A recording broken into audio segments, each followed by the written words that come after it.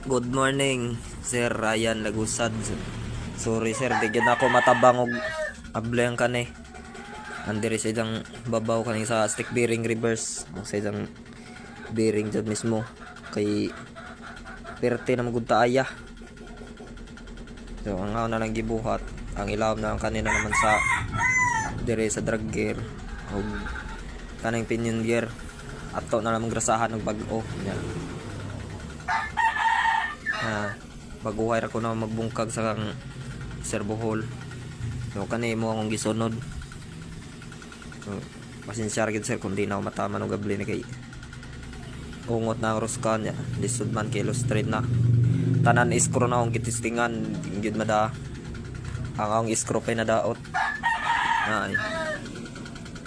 Mao lang mga iskro tanan surrender. Na. Kani yung iskro los straight yo do.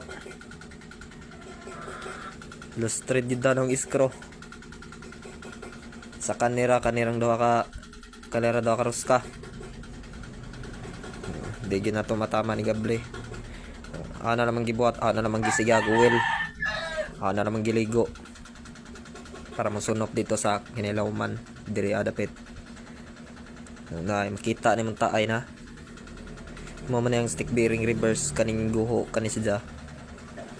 So ato na naman ang ligdog uwil nya sige hagtudok da abliho na po anvil nya wila na po sige ra pagtudok para mauluwa ra madugay ang mga taay kanila man naton siguroon sa mga pingin gear kanang bang pisa sa ilawom ug kanang roller guide sa anvil. Mao na naman atong siguroon og baklas kay di gyud matabang ni diri dugay malagi kani na tambay karon pa nimo gihatod. So din ta na may ngani gihatod pa nimo dadzon.